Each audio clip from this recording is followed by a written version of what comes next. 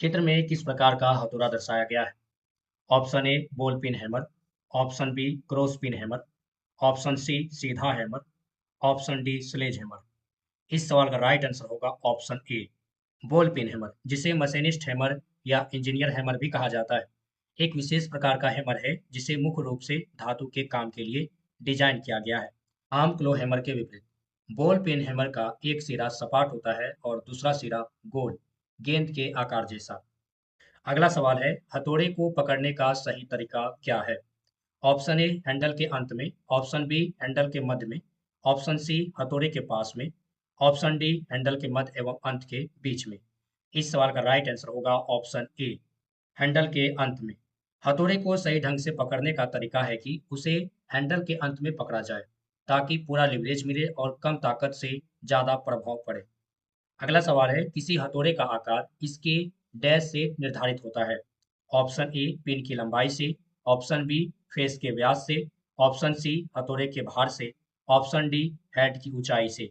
इस सवाल का राइट आंसर होगा ऑप्शन सी हथौड़े के भार से। हथौड़े का आकार सामान्यतः उनके वजन भार से निर्धारित किया जाता है, क्योंकि हथौड़े का उपयोग अलग अलग काम के लिए किया जाता है, जैसे हल्का काम, भारी काम।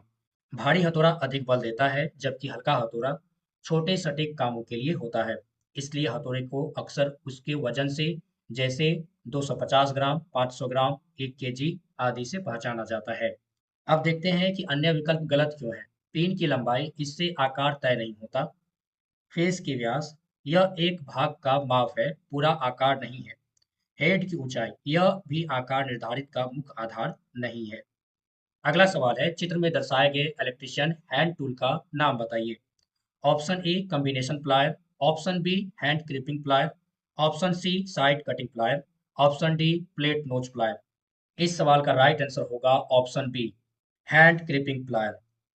यह टूल मल्टीफंक्शन होता है और इलेक्ट्रिशियन वायरिंग के लिए कई काम में इस्तेमाल किया जाता है, जैसे क्रिपिंग करना, तार की इंसुलेशन को हटाना और तार काटना। अगला सवाल है, चित्र में दिखाए गए औजार का नाम बताइए। Option A round nose plier, option B long nose plier, option C diagonal cutting plier, option D combination plier. इस सवाल का राइट आंसर होगा ऑप्शन डी कॉम्बिनेशन प्लायर। एक ऐसा हैंड टूल है जो एक साथ कई काम करता है, इसीलिए कॉम्बिनेशन कहा जाता है। कॉम्बिनेशन प्लायर करता क्या है? यह मुख्य रूप से 3 काम करता है: पकड़ना, काटना, मोड़ना। पकड़ने में तार, नट बोल्ट या छोटी वस्तुओं को मजबूती से पकड़ता है। काटने में पतले तार काटना इनका काम है। मोड़ना, तार को मोड़ना या सीधा करना, ये भी काम कॉम्बिनेशन प्लायर से किया जाता है। अगला सवाल है, किसी छोटे जॉब को काटने, मोड़ने, पकड़ने व कसने के लिए किस औजार का उपयोग होता है?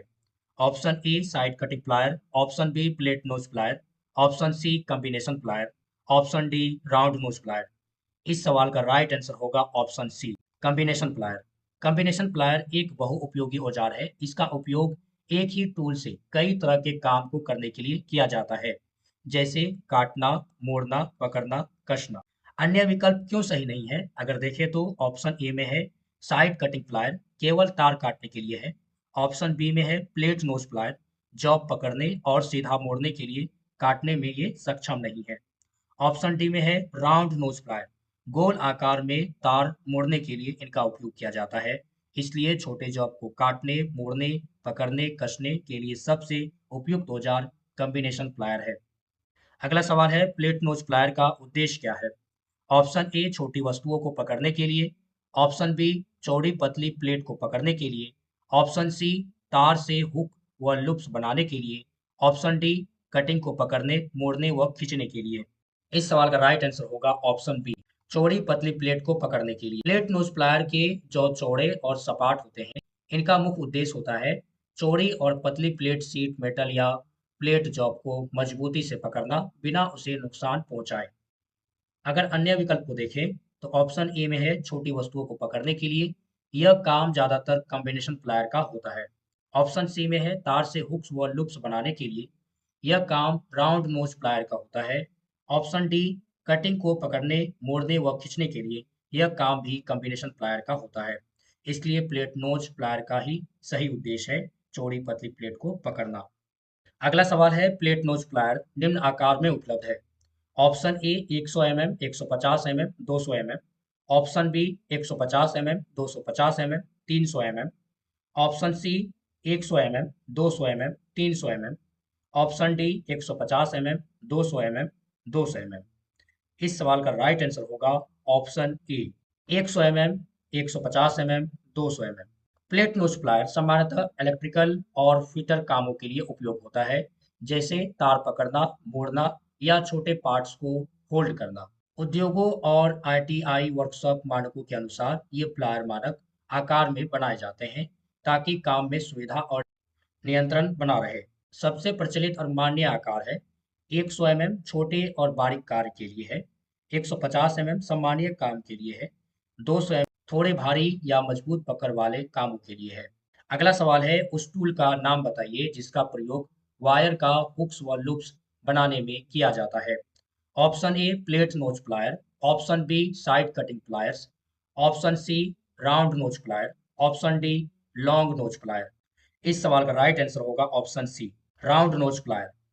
वायर में हुक्स और लूप्स बनाने के लिए ऐसे टूल की जरूरत होती है जिसकी जॉ गोल हो, ताकि वायर को बिना काटे आसानी से गोल आकार दिया जा सके।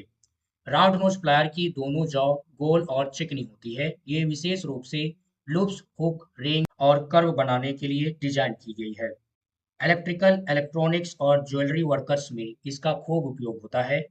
अगर अन्य विकल्प को देखें, ऑप्शन ए में है प्लेट नोच प्लायर। पकड़ने और मोड़ने के लिए, लूप्स बनाने के लिए इनका उपयोग नहीं होता है। साइड कटिंग प्लायर्स वायर काटने के लिए इनका उपयोग होता है। ऑप्शन डी में है लॉन्ग नोच प्लायर। तंग जगहों में पकड़ने के लिए इनका उपयोग किया जाता है। सही गोल लूप्स नहीं बनता इनसे। अगला सवाल है, किसी भारी गॉज पानी के पाइप की कटिंग के लिए निम्न में से कौन हैक्सो ब्लेड की उपयुक्त पिच है? Option A 1.8 mm, option B 1.4 mm, option C 1 mm, option D 0.8 mm।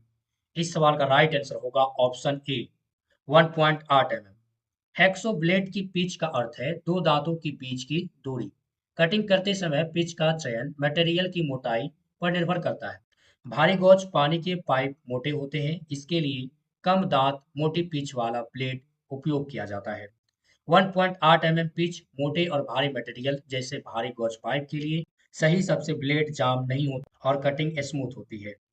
अन्य विकल्प को देखें, 1.4 mm, 1 mm, 0.8 mm। ये पतली पिच है।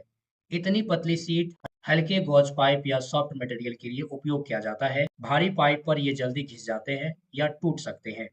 अगला सवाल है, वायर गॉज डैश को मापने के लिए इस्तेमाल होता है। ऑप्शन ए तार की लंबाई, ऑप्शन बी तार का क्षेत्रफल, ऑप्शन सी तार का व्यास, ऑप्शन डी तार के अवरोधक सतह की मोटाई। इस सवाल का राइट आंसर होगा ऑप्शन सी तार का व्यास। वायर गेज का उपयोग तार की मोटाई या व्यास को मापने के लिए किया जाता है। यह अलग अलग आकार के छेदों या पैमानों वाला एक उपकरण होता है। जिस छेद में तार ठीक से फिट हो जाए, वही उसका व्यास दर्शाता है। ऑप्शन ए में है तार की लंबाई, इसे स्केल मीटर से मापा जाता है। ऑप्शन बी में है तार का क्षेत्रफल, क्षेत्रफल सीधे नहीं व्यास से गणना किया जा सकता है। ऑप्शन डी में है तार के अवरोधक सतह की मोटाई। वायर गेज इसके लिए नहीं उपयोग किया जाता।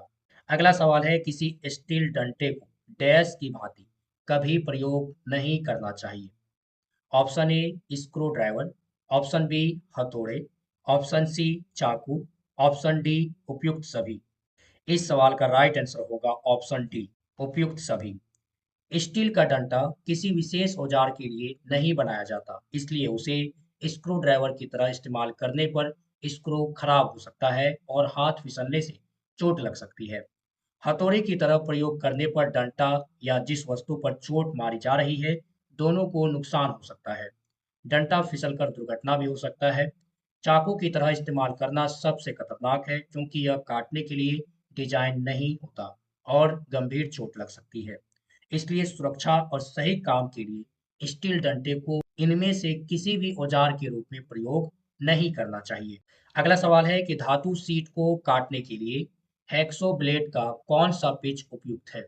Option A 14 TPI, option B 18 TPI, option C 24 TPI, option D 32 TPI। इस सवाल का राइट आंसर होगा ऑप्शन डी 32 टीपीआई।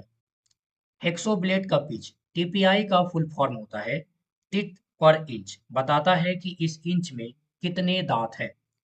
पतली धातु शीट को काटने के लिए ज्यादा दांत वाला ब्लेड चाहिए। यदि दांत कम होंगे जैसे 14-18 टीपीआई तो ब्लेड शीट में फंस सकता है, दांत टूट सकते हैं या कट सही नहीं आएगा। 32 टीपीआई में दांत बहुत बारीक होते हैं, इससे पतली शीट पर एक साथ कई दांत काम करते हैं और कट स्मूथ और सुरक्षित होता है। इसलिए धातु की शीट बनाने के लिए 32 टीपीआई हेक्सो ब्लेड सबसे उपयुक्त होता है।